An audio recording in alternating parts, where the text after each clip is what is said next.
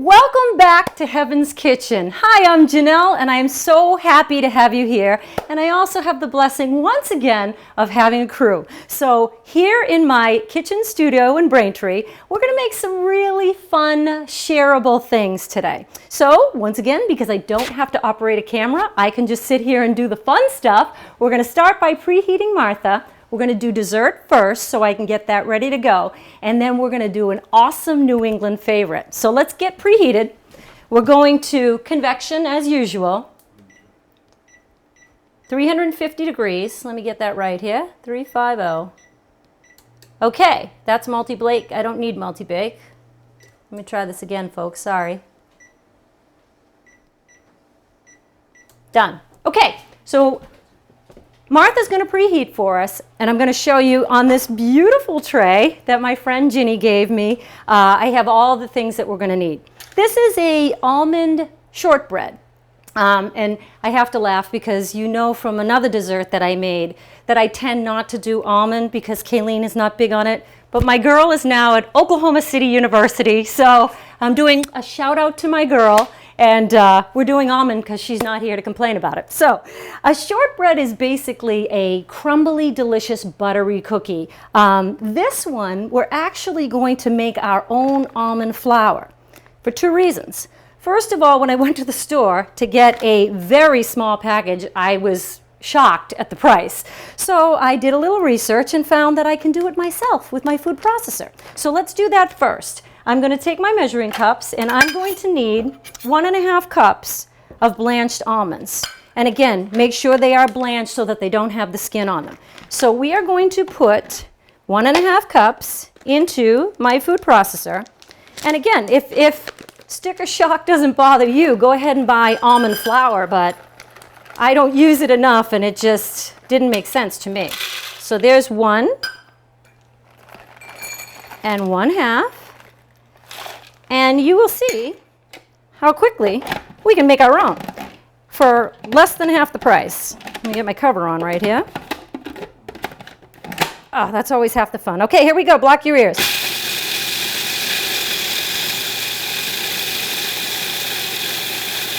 Take a look at it. Okay, so see now if you can see into there, because I have wonderful Jerry here with his camera. That's still a little too chunky for me. I want it to almost be a texture of flour, but flour with some texture. And I think I am happy with that. Let's take a peek.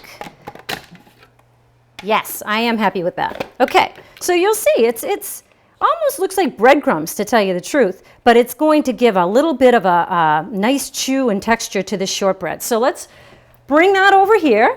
We are going to use my mixer bowl from Julian, because it's clear and then you can see everything. So first things first, we will go ahead and dump our homemade coarse almond flour right in. Set that aside. And then we need 1 3/4 cup of all-purpose flour. So let's do that. Here's 1/4. 2/4, and I'm already making a mess. There we go. 3/4. And let's see if my big spoon will fit into this canister. Will it? Yes, it will.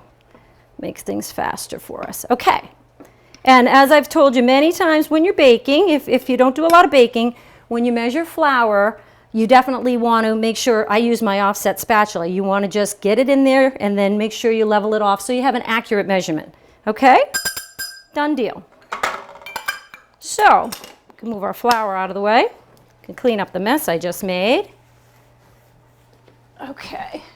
Now, we are going to add 3/4 cup of sugar. Get my sugar. And I've got my half right here, so we'll just make it easy. 1/2 and 1/4 is 3/4, isn't it? Little math lesson, everybody. All right, there's 3/4 cup of sugar. Ta-da. Slide that out of the way. Okay, 1/4 teaspoon of coarse salt. Coarse salt being sea salt, kosher salt. If you don't have it, can you use regular? Of course you can, but for some reason, 1/4 cup, of course, is going to work best in the recipe, so that's what we're going to use. Okay, salt in, and 1½ teaspoons of vanilla. Please, please, please, if you're going to bake, don't buy imitation.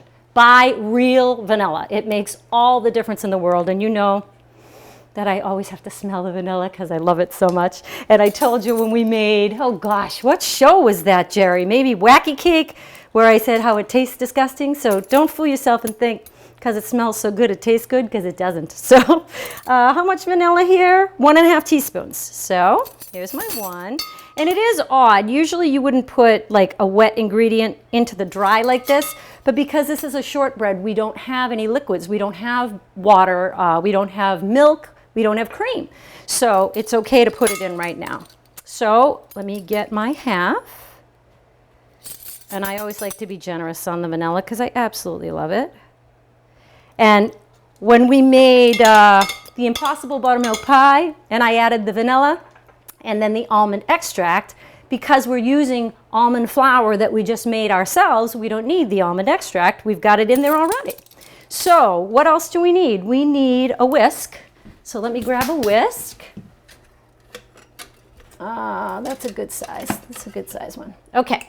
So you're just basically going to whisk these dry ingredients together. And yeah, you're going to have a little clumps from your vanilla, no big whoop. And get these all incorporated. And the thing that I like about this dessert, you don't even have, I mean, I love my tools. I love my mixer. I love my stuff. But sometimes you just want something you can just use your 2 hands with. And this is it. Takes nothing else. Okay, that looks perfect. So now, let me get my pan ready. I am using a springform pan. If you don't have a springform pan, a regular cake pan would be fine. The reason why I like it for this, it's going to look like a big giant cookie. So you want it to have a nice rim around it, and you can take the edges off a pan like this. So you basically get your base in, and this little spring load here is going to keep it together while it bakes. And when you're done, you just take it off, and then your dessert is so beautifully formed, and you can take the edge right off. So if you have one, use it. Take it out of the cabinet because you probably haven't used it since you made a cheesecake 100 million years ago. But if you don't have one, no biggie. So Pam on the bottom. And I am going to go to the sink once again because I spend a lot of time polishing granite, and you get Pam on it, and you got to do it all over again. So I'm just going to go over to the sink and spray it. So. And be generous, even though there's a ton of butter in this recipe. Be generous so that you don't have a sticking mess. Okay, now's the part that I love. We're going to add the butter. And this is another one of Janelle's, probably not the healthiest, but one of the most decadent.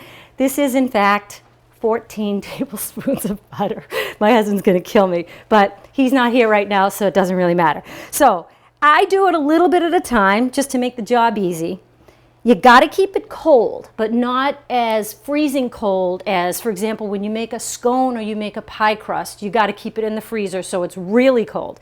This, as long as it's chilled, it's fine. So only because I don't feel like taking my rings off, I'm going to use, get that out of my way, I'm going to use my little, this is a pastry blender, and you can see from these little lines that it's going to help me cut the shortening, or in this case, the butter, into the flour. So we're going to just gradually work this, and you have to be patient with it, but I kind of think things like this are very therapeutic and very fun. And if you don't have a pastry cutter and you don't feel like mucking up your hands, you can just take 2 knives and just kind of cut. It takes a while, of course, but and you can see, I hope, if we can get you a nice tight shot, that we're starting to get nice little crumbs from my butter. And rather than, as I said, dumping it all in at once, if you work it in a little at a time, your job's just going to be a little bit easier. So we're going to get some more butter in there. Keep working it in. And if you've never made a shortbread, and if you never bought a shortbread, I think the best kind is that they're in the plaid packages. It's big at Christmas time. You know, you get Russell Stover chocolates at Christmas, so you get these Walker's shortbreads. Oh, good. Martha's preheated, ready to roll. But it's just a crumbly, yummy, and Pepperidge Farm makes the Chessman. the little square cookies, I love them with a glass of wine. Most people have it with tea. I have it with wine.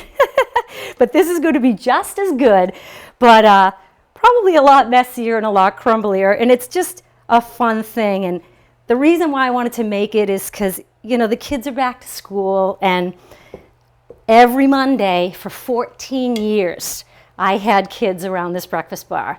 And I always tried to come up with things that we could do together as a class, because I taught religious ed for 14 years. And I thought this would have been so much fun, because everybody can get their hands in, everybody can work the dough, and then everybody can just break off a little piece, so it's like just really a fun thing to do.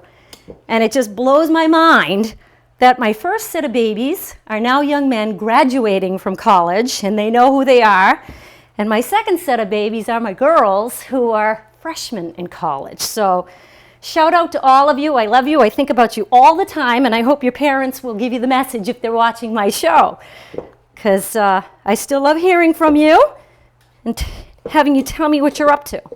All right, so as you can see, you do have to be a little patient with this process, but it's good for the muscles, and it's fun, and it's doing it, okay?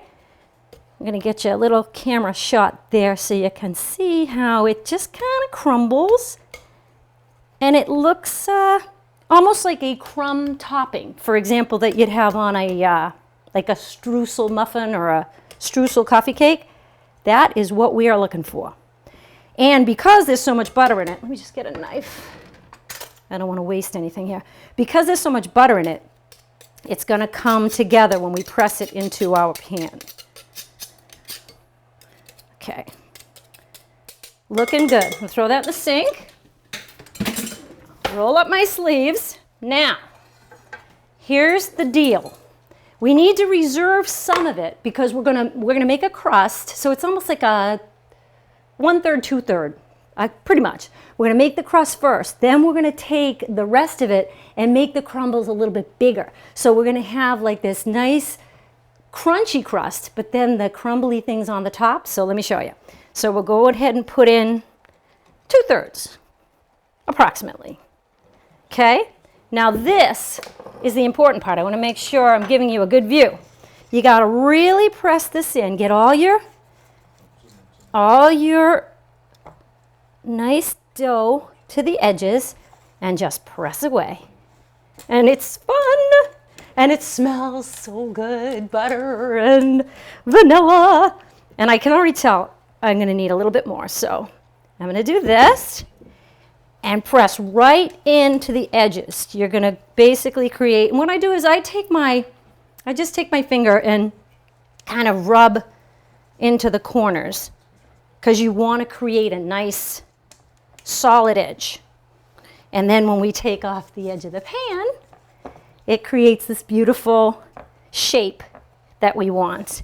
And you're going to see, you know, bits of butter in your dough as we're doing this. That's not a big deal at all, because it's all going to bake together in Martha and smell like heaven. Okay, so I'm very happy with that.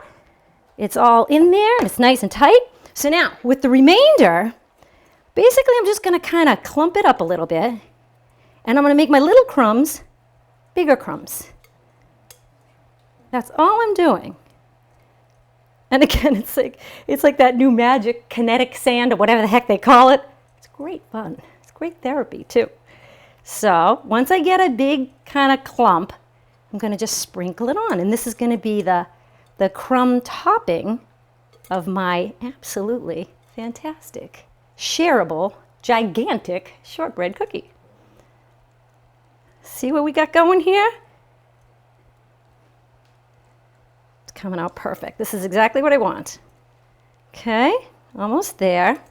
And I will caution you, if you do want to do it the fun way and just literally put it on a platter and serve it, if I were you, I would put like wax paper down below, because if you just take it off and, you know, break off pieces, the crumbs, I just wiped the countertop down because I made one for Tommy that he shared with Mary Kate and her family. And I could tell he was up at midnight because the crumbs were all over my breakfast bar. So just make sure you put a layer of something down, or you will be picking up crumbs off of your countertop. Okay, so you see what I've done here. And I'm not concerned about this being neat at all, because the looser the crumbles are, the more they're going to get kind of brown and beautiful in the oven.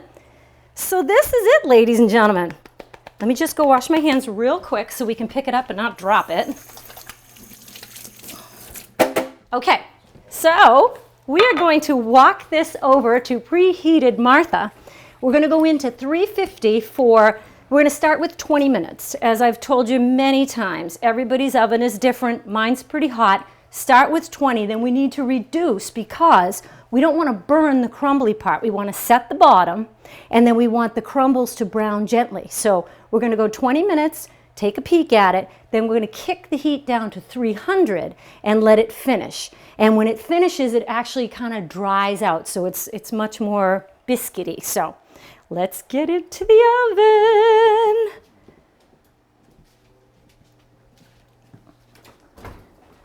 Okay, and don't be fooled that my convection says 325. It is 350, but it's 325 because it reduces because it's convection. I can take my pretty towel off and put the light on so we can watch it, and we will set the timer for 20 minutes.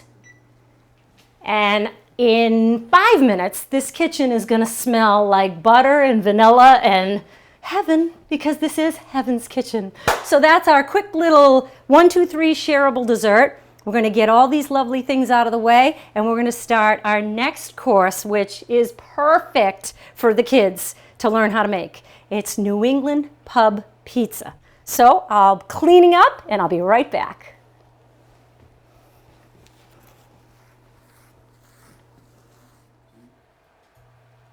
Well, just as I promised, it smells buttery and delicious in here. Our beautiful shortbread, I've already done the tweak down from 350 down to 300. Now it's just going to finish up, brown a little bit, kind of get toasty looking, and dry out, which is what I want. So now we are going to make one of my favorite things, and I got a shout out to my friend Abby. She and I share the same birthday. She actually makes the pizzas at one of my favorite places, the Braintree Brew House. And hello, Alex. I haven't seen you guys in a while. One day I had the pleasure of going in, and they have these incredible TVs. And I said, my show is on. Could we watch it on these big TVs? And they did it for me. And there I was. I looked kind of huge, but I really enjoyed it. It was fun.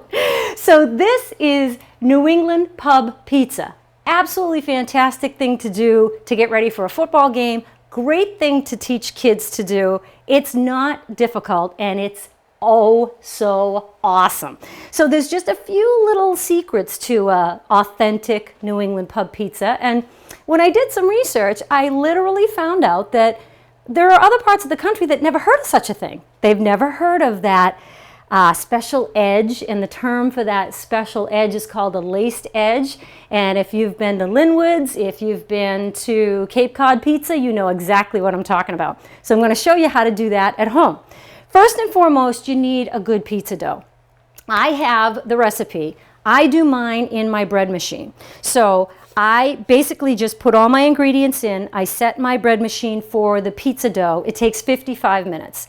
If you don't have a bread machine, yes, you can buy pizza dough. You can buy it at Trader Joe's. Fairly certain that all the, I believe I've seen it, all the major grocery stores, but you just have to plan ahead, because at Trader Joe's you can get it fresh, ready to go. So if you come home from work and you want to make pizza, you just have to get the chill out of it. Some of the stores it's frozen, and if it's frozen, you're going to just take that bag, put it in your fridge, and give it a full day to get it back to something like this. So let's get rolling. Always, as you know, when I'm dealing with dough of any kind, my Wondra flour, I can't live without it. Let me get all my other pizza ingredients out of the way so you can see me do this. I'm going to be very generous with my Wondra because I don't want my dough sticking. And I love my granite countertop, so I don't have to use a board or anything. I just do it right on the granite countertop. So I'm going to take my dough right out of my bread machine, and it is beautiful, and the paddle actually ends up sticking, so I have to remember to take that out. And my recipe, and if you want it, send me an email and I'll shoot you the homemade recipe if you do happen to have a bread machine. A lot of people get them as gifts and they think, geez, when was the last time I used it? Well, this is a perfect reason to use it. And give me 1 second, folks. I do not want my bracelet banging into our dough. So first things first on your pizza dough. I want to make a nice circle. This is going to make 2, okay? So I'm going to take my bench cutter and I'm going to cut it right in half, okay? I'm going to put this one back in my bread machine and set it aside because I got to feed my crew and one little pizza is never going to be enough. So to show you one, we're going to start like this, okay? This is one of my favorite things, working with any kind of dough. It's meditative, you know? And if we weren't shooting the show, I'd have my smooth jazz in the background, but it would be a little bit of a distraction for the camera, so. Okay, so I'm making a circle. To do a perfect New England style pub pizza, you're going to use a regular cake pan because you need that edge. You know, a regular flat pizza dish, pizza pan, like a cookie sheet, is going to make like a Neapolitan style pizza. When you're doing the real deal pub pizza, you need something deep so you can put your ingredients to the edge to create that laced edge, that kind of burnt crispy edge, which is phenomenal. So regular cake pan, have that ready to go. Once we get our dough into a pretty circle, and I think that's looking special already, I got to get my board. I'm sorry, my pin, my rolling pin. And you don't want anything to stick, so be generous with the flour. And we're trying to get a beautiful, let me move my cheeses so I don't smack them. We're trying to get a beautiful 10-inch circle. And you got to really work it, you know, have fun with it. And I always say to you, you know, if you don't have this, if you don't have that, no big deal. You really got to have a rolling pin. Because if you don't, it makes for a very difficult job. And I love this one because it's like the old Italian style, which makes me feel like I'm in Janelle's Bella Cucina in the North End. And speaking of the North End, when I was in law school, Tom and I got to live there. And one of my favorite pizzas on the planet, which is not a New England pub style, was at the European. You remember the European? And Tom and I lived on Commercial Street. So we used to walk to the European, have pizza and salad, and then walk back to the condo. It was so fun. But that's, you know, that's like the nice thin crust kind of like a Pizzeria Regina type or the European, which no longer exists. Now, am I going to measure this? Of course I'm not going to measure this. Does that look to be about 10? Kind of, sort of. So I'm going to roll with it. The one thing I'm going to caution you, because I've been doing this now for over a month, because I knew the guys were coming, I knew we were going to do this show, so I really wanted to perfect it. If you want that authentic New England, you can't leave the edge. You know, if you have a thick edge, then it's going to be chewy, and that's not an authentic New England pub pizza. So I have learned that once I get it into my pan, I got to trim it back. So I'm working with this, thinking that this crust is looking beautiful. Is it a perfect circle? No, it's not a perfect circle, but it's going to be fine. So, key element to get your pan ready. You got to put olive oil in it, okay? And the only reason why I'm going to measure it for you is because, once again, through trial and error, ooh, the shortbread is done. Through trial and error, I know that you have to have just the right amount of oil in the pan or you're not going to get the browning that you need. So, tablespoon and a half. Hang on, Martha, I'll be right there. I just want to do my tablespoon and a half of olive oil, okay? Martha gets very impatient. Okay. Tablespoon and a half. Okay. All right, we'll come back and finish this pan because obviously Martha needs my attention right this minute. So let's give her my attention.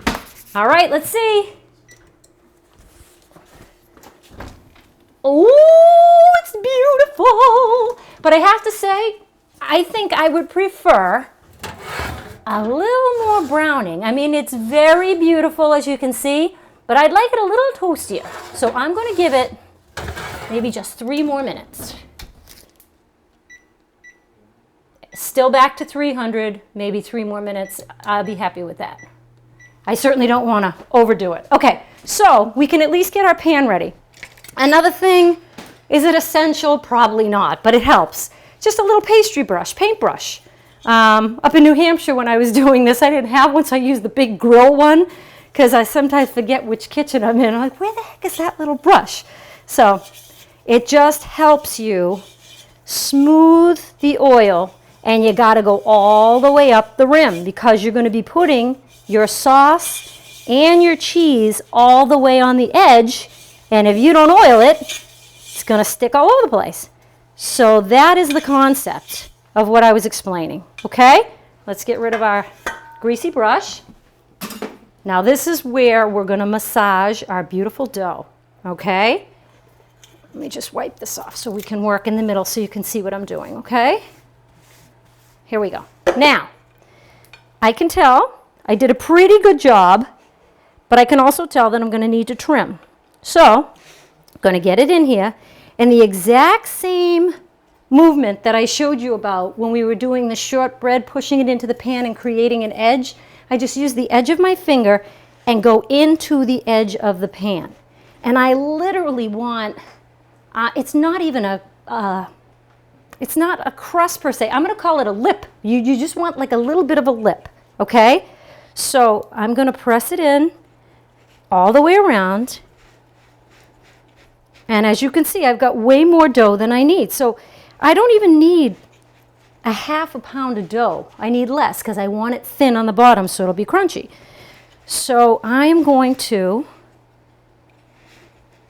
take my small pizza cutter. Now, I hope I can get you a good angle here. See that size, that little lip? Man, that was 3 minutes. That was a fast 3 minutes. That little lip is the size that I want. So I'm going to trim around this whole thing so that I can keep just that. But I don't want to burn the shortbread. So let's go back and check that real quick. Let's see. You know what? I'm going to err on the side of caution because I think it looks beautiful. You can go a little toastier if you want, but shortbread is not supposed to be brown. It's supposed to be golden and a little bit brown on the edge, so I'm happy with it. And man, oh man, smell that. All right, get my bracelet out of the way. We'll put that down and let it fragrance the kitchen. And now, while I'm here, literally the most important part to a successful New England pub pizza. And again, I learned it by accident. I thought that this rack that's here was my lowest rack when I first made it. I couldn't understand why was I not getting that crispy crust that I needed. So, lo and behold, my lowest rack is way down there. You have to do it on the lowest rack, okay? I am cranking this oven up, but I need to go put this out on the deck so I don't melt anything around here. So give me 2 seconds to get the oven reset. We'll finish off the dough, and I will be right back, I promise. All right, now Martha is doing her thing for stage 2 of our program. Bottom rack, as I explained, 500 degrees, okay? We're going to give that a chance to preheat, and I'm going to come back and show you how we're going to finish the crust. So, as I showed you, let me, again, slide these things so you can see. As I showed you, I've got more. That was fast. I got more dough than I need. So, I'm going to take my small pizza cutter. I'm going to go around the edge, and I do want to, hopefully you can see this. This little lip right here, that's about all I want. So I'm going to try to trim these edges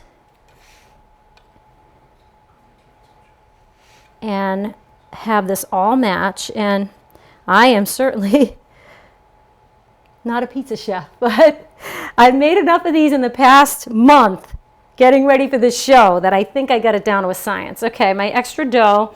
When I made these with Jolie, I gave her the dough. We made a pretzel out of it, but we don't need to do that today. So I'll set that aside. Now I am very pleased with this. Nice little lip of an edge. I think we got just what we want. Okay, let me talk to you about the pizza sauce. If you want to do this real deal, real authentic, send me an email. I will give you the recipe. This is a fresh sauce. It's not a cooked sauce. It took me literally 3 minutes to make last night. I didn't want to have to wash the food processor after I made our almond flour, so I figured I'd make it in advance. Fresh sauce, my cheat sheet, I'll just give it to you quickly. A can of diced tomatoes. It takes extra virgin olive oil, some salt, a little bit of sugar, pepper, and it calls, of course, for red pepper flake, which, yes, is very authentic. You know I don't do jalapeno, I don't do hot red pepper, I don't do hot anything. So I skip the red pepper, but if you want it to be authentic, it also calls for oregano. I've never been a huge oregano fan. I don't know why. So I used a pizza seasoning, which has basil and oregano and some other things. So it's going to be a little milder than just straight oregano. But if you want the real deal, send me an email and I'll tell you how to make it. And once again, when you're making a pizza, you make it the way you like it. You like it saucy, you use more sauce. You like it cheesy, you use more cheese. I'm going to show you the perfect amount of ingredients to make a perfect bar-style pub pizza, but make it the way you want, okay? I'm just giving you this as a guideline. So here's my beautiful fresh sauce. We are doing 1/3 of a cup of the sauce, and it will indeed be perfect. So 1/3. Now, the lacing part, the crunchy edge that makes it beautiful, is created by putting the sauce all the way to the edge. So I take the measuring cup initially and start it that way, but then it's just easier for me with my offset spatula. Say that 3 times fast, offset spatula. So it's kind of counterintuitive because when you do anything with a crust, like I make this tart with fruit, you always leave an edge so it doesn't drip off. Well, this is just the opposite. We want to go to the edge. We want it to literally cook on the edge and almost burn, believe it or not. So it's going to just take me a minute to finesse this just the way we want it. And it's looking good. All the way to the edge. Okay, and I don't want to cheat the middle either, so let me get some back in the middle. And again, you might look at this and say, oh, come on, Janelle, you're killing me. That's not enough sauce. Trust me, after making at least 2 dozen of them, it really works. But you try it, and you tweak it the way you want it. Okay. Sauce is all the way to the edge, all the way to where I need it. Now, another thing that surprised the heck out of me. In the North End, you know, a Neapolitan Sicilian type pizza, it's usually a combination of mozz and provolone, meaning mozzarella and provolone cheese. Sometimes it's Asiago cheese, sometimes Parmesan, but never did I realize that what makes a New England pizza so different and so unique, it's got cheddar cheese. I don't know why I never thought cheddar cheese went on a pizza, but in this kind of pizza, it does. So, once again, perfect ratio, having done this many times, 1/2 a cup of cheddar, 1/2 a cup of mozzarella. And again, are you ever going to measure it again? No, you're not. You're going to make one pizza and then you're going to do what you want with it. But just so I can show it to you. All right? And I lied. I don't like that. I don't think that's enough. So I'm going to do more. So I didn't do a generous 1/2 cup, which I probably should have done. But use it as a guideline, okay?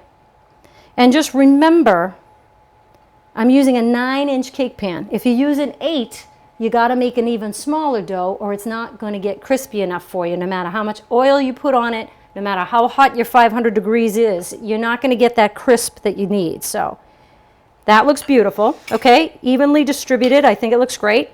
And I should measure because I'm just trying to tell you to measure, and let's do it. So obviously loosely measure. How's that? That looks good to me. Okay, so let's get this all spread around. Nice. Nice, nice, nice. And again, to the edges with your cheese. If you have to like push it in with your hands, do it.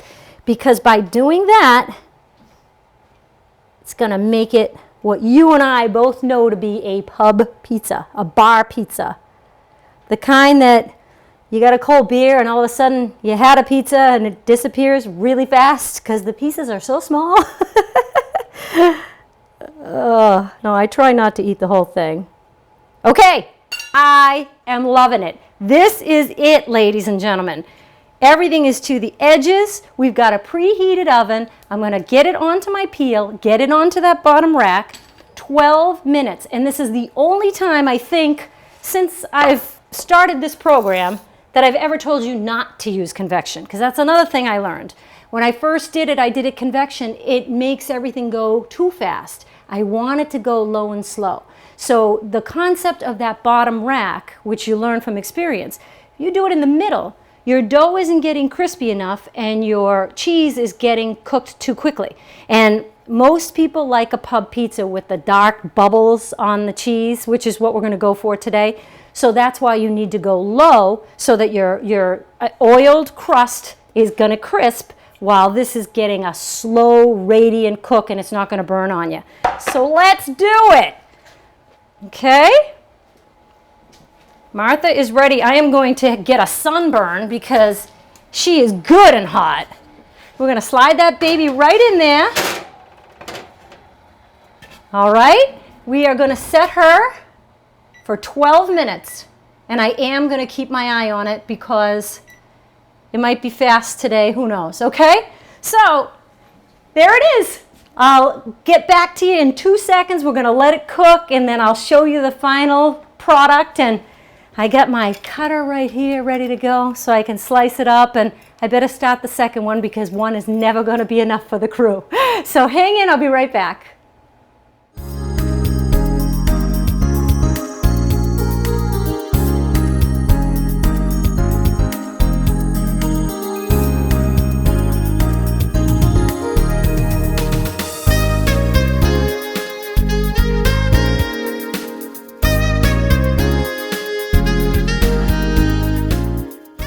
Now, what do you think? Low calorie? Absolutely not, but a lot of fun. And I was trying to think, well, what kind of a beverage would go nicely with both of these? And my latest discovery is a Leinenkugel's Harvest Shandy. So it's not quite a beer. It's a little bit lighter because these are very heavy. So I'm going to have a nice sip of this, and I'm going to thank you so very much for joining me. And thank you to Wes and Bill and Jerry. Salute to the best crew on the planet. We're going to have a great little lunch, and I'm going to fatten these guys up a little bit. I hope to see you back here in Heaven's Kitchen, and please get in touch. Send an email, touch base with the studio, give me your suggestions, tell me how your pub pizza came out. And until we meet again, may God bless you and keep you, and may your kitchen be full of good food, good friends, and lots of good fun. See you next time. Salute. Center stage. Hey there. Hey there. Hey there. Hey there. Center stage. Watching you.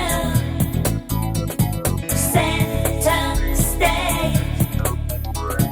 Watching you. Hey girl, Hey there. there's something that you need to know. Hey there. So listen, 'cause I know Hey there. it's something that you show. Hey